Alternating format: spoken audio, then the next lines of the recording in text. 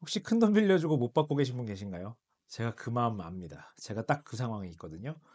금액도 제가 정확히 알려드리긴 좀 그렇지만 수억 원대고요. 두 사람이나 되기 때문에 처음에는 제가 얼마나 열받고 억울하고 원망스러웠는지 몰라요. 그 사람들도 진짜 미웠고 세상에 대해서도 좋은 의도를 갖고 있었던 나한테 이런 일이 생기냐라는 마음까지 들 정도로 정말 제 마음을 상하게 만들더라고요. 그리고 시간이 지나고 제가 경제적으로 어려운 날들이 됐을 때는 주변에서도 계속 고소하라고도 하고 '그래 정의 구현이라도 해야지.' 뭐 이런 생각들도 좀 들기도 하더라고요.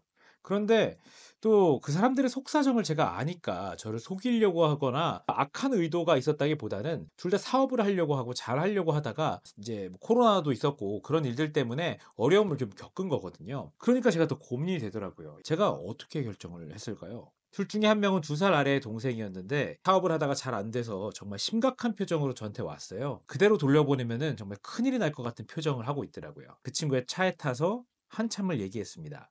끝을 아는 영화라고 생각해 보자. 영화를 처음 볼 때는 긴장되고 어떻게 될지 '야 이거 어떡하나. 저 사람 저대로 망하는 거 아닌가.' 이런 생각도 들지만 끝에 해피엔딩으로 끝나는 걸 알고 만약에 본다면 '아 이런 고난을 잘 겪어내면서 성장하겠구나.' 이런 마음으로 보지 않냐.'라는 얘기를 했습니다. "네 인생도 똑같다. 지금은 네가 고난 가운데 있지만 어려움 가운데 있지만 만약에 끝이 정말 행복한 끝 마무리가 너에게 있다면 이 고난은 너에게 있어서 네가 배울 수 있는 시간일 것이다. 견뎌내라." 이런 얘기를 했고요. 또 한 명은 더 큰 금액을 저한테 빌려간 사람인데 건강도 안 좋아지고 새로운 사업을 하는데도 여러 가지 어려움들이 많더라고요.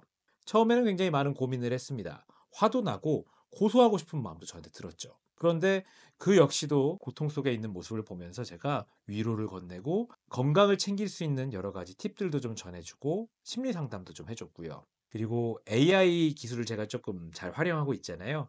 그런 부분으로도 많이 도움을 드리면서 컨설팅 해주고 제가 계속해서 도와줄 수 있는 역할을 어떻게 해야 될까 지금도 고민을 많이 하고 있어요. 제가 잃어버린 게 무엇이고 잃어버릴 수 있는 게 무엇인지까지 고민을 했습니다. 잃어버린 건 그 순간에 받을 수 있는 돈이었어요. 필요할 때 그 돈을 쓸 수 없다라는 게 가장 큰 데미지였죠. 이 상태에서 내가 이런 마음을 가지고 분노와 억울함을 가지고 살아가다 보면 건강도 잃고 마음도 크게 상하고 인생 철학도 흔들려 버리겠구나. 그들을 고소하고 그들이 감옥에 가거나 이런다고 했을 때 돈을 회복할 수 있는가? 아주 소액 정도로 회복할 수 있을 것 같았습니다. 내 마음을 잘 지킬 수 있을까? 그들이 고통받는 모습을 보고 싶었던 건 아니거든요. 저는 사람들에게 어지간한 일이 있으면 용서하고 화해하라고 얘기하는 사람인데 그 철학을 지킬 수도 없거니와 그 이후로도 스스로에 대해서도 나는 누군가를 용서하는 사람, 위로하는 사람이 아니라는 생각을 하게 될 것만 같더라고요.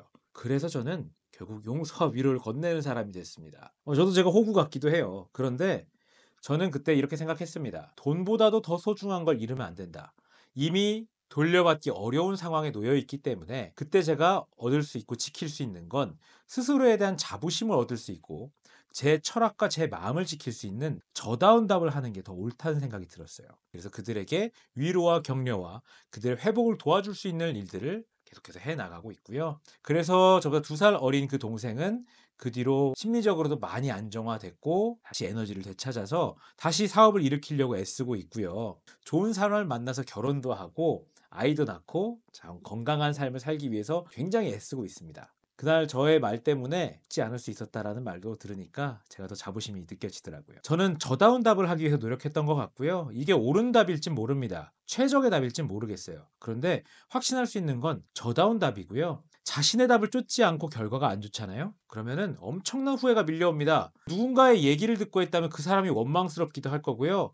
아, 내 답대로 한번 해볼 걸. 이라는 정말 돌이킬 수 없는 후회를 하게 되기도 합니다. 그게 싫어서 저는 저다운 답을 하기 위해서 노력을 했고, 만약에 결과가 안 좋더라도 그냥 제가 선택한 거니까 그때 제가 좀 미숙했다라는 걸로 아마 마무리가 되지 않을까 생각이 듭니다. 여러분의 답은 어떤 건가요? 제가 믿는 건요.